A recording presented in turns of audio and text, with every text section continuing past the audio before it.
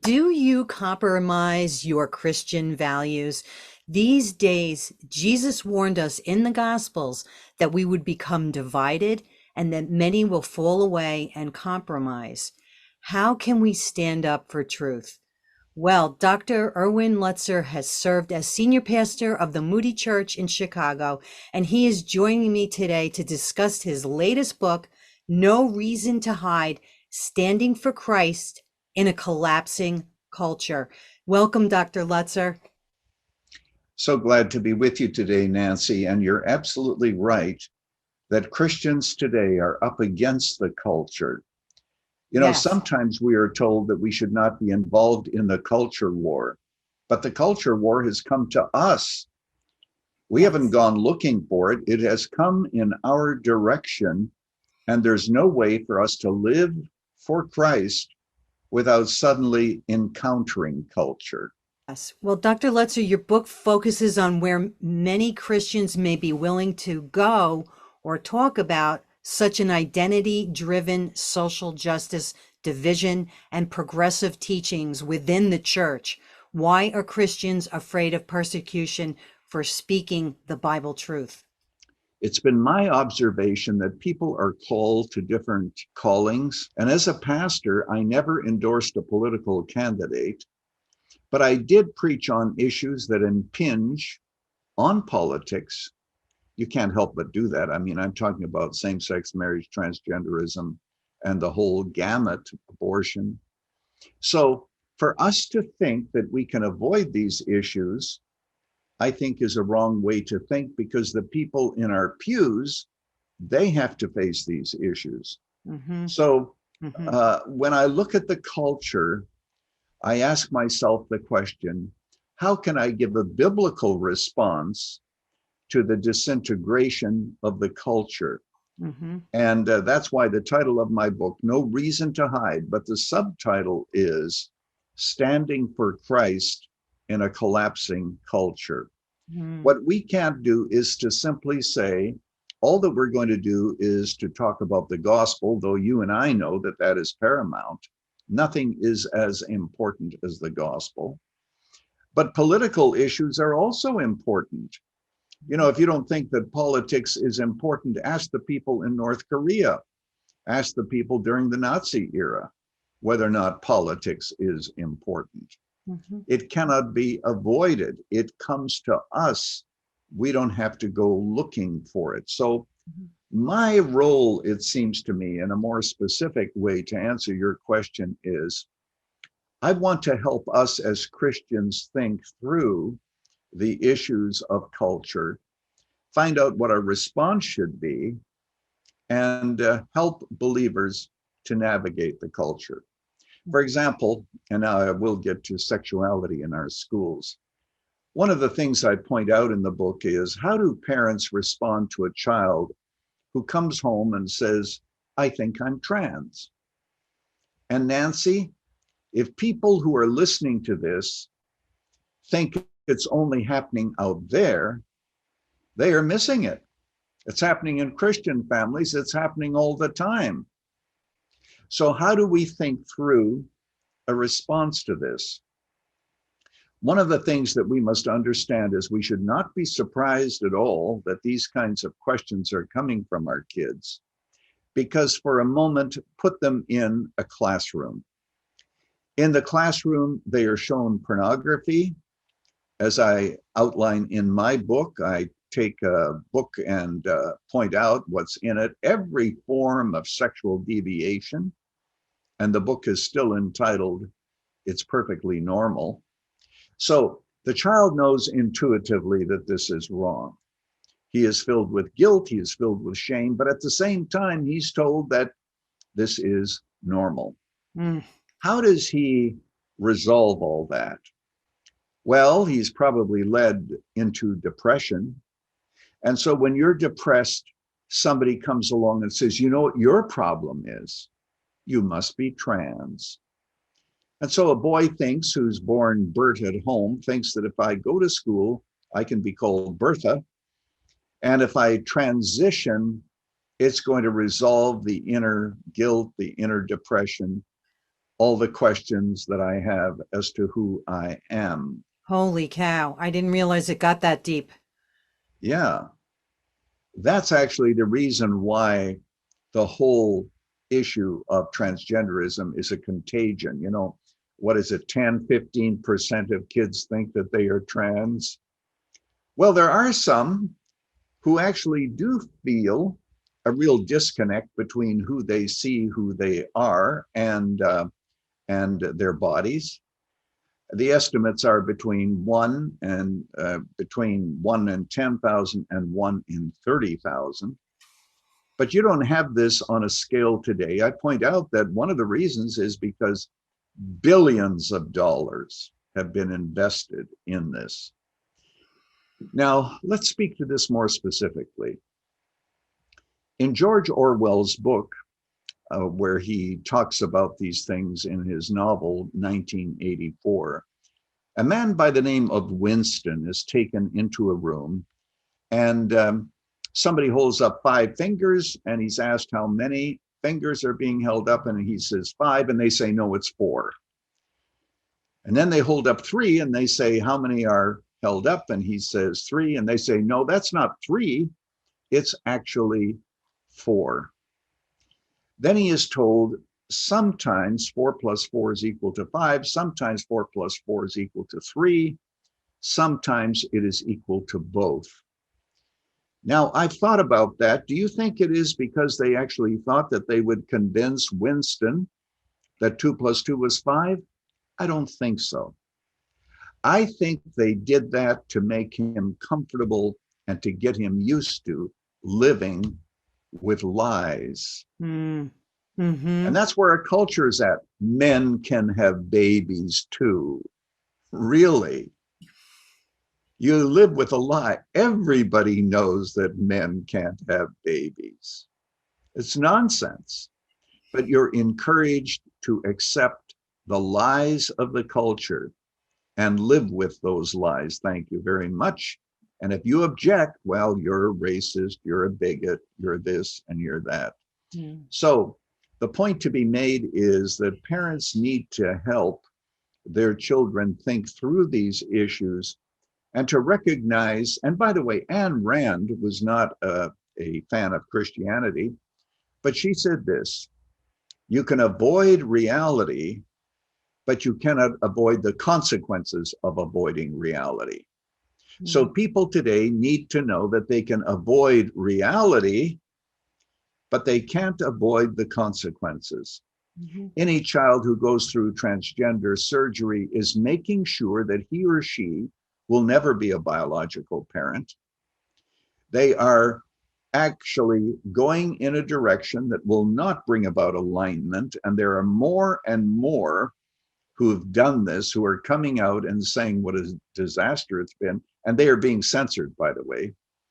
Oftentimes they don't make the internet because unless you are in line with the official agenda, you will be, of course, called various names and deplatformed or censored.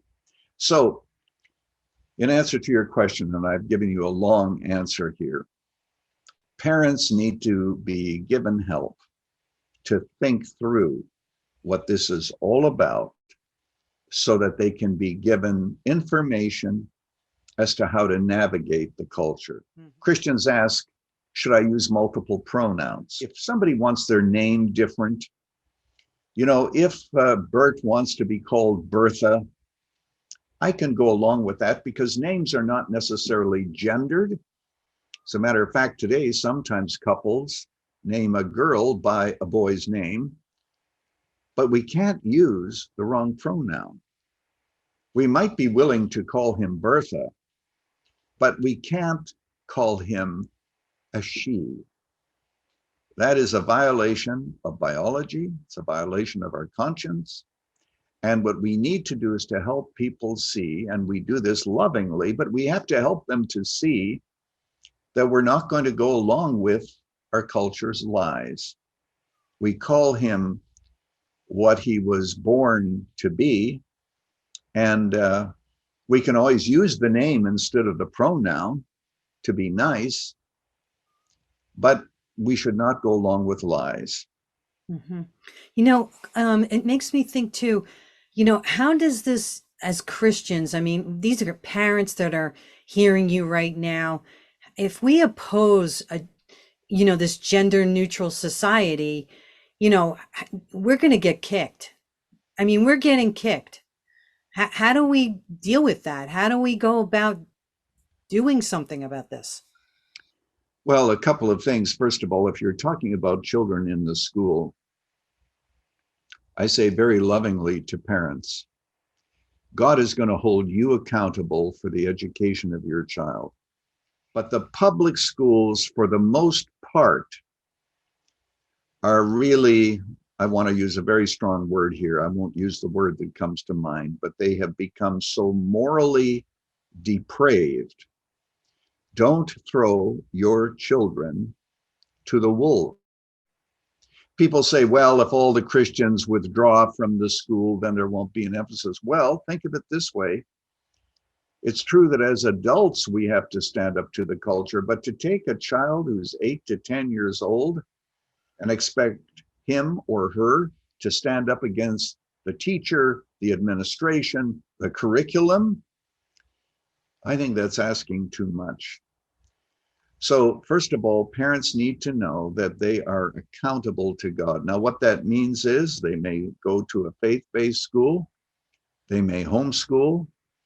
If they do go to a public school, every single day they have to be on top of what their child is being taught. They need to work with their teachers because God is going to hold them accountable for what they do. Now, to the other part of your question, we might not be able to win these wars. So, in answer to your question, in fact, the reason I wrote the book that we're talking about, entitled No Reason to Hide, I wrote the book not so much to reclaim the culture, but to reclaim the church and to help believers think through the stand that they take. And then they have to live with the consequences.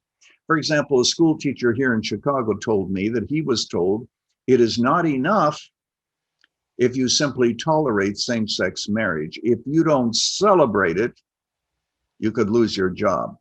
All right, let's suppose he loses his job. Is the rest of the church going to come around him? Is the church going to say, well, we're going to support you during this period of time because you do have a wife and family? We have to think through, as other ages have done, where there's been persecution, we have to think through how we're going to relate to this culture and how we're going to relate to one another and stand with one another in the midst of this collapsing culture. Hmm. Compromising makes me think of compromising. And, as I'm watching you, I'm thinking how you have plowed the field for so many Christians in their walk with God and, leading them to the truth. Many people may or may not have heard of a global reset. What does that mean and how does that affect us? The global reset. Klaus Schwab, who began the World Economic Forum, wrote a book entitled The Great COVID Reset. And much of what I quote is from him. The whole idea is that because of COVID, we have to think now in worldwide terms as to how we respond to a pandemic and how there has to be a unity of the nations of the world. And the rich nations need to help the poor and so forth to even the score.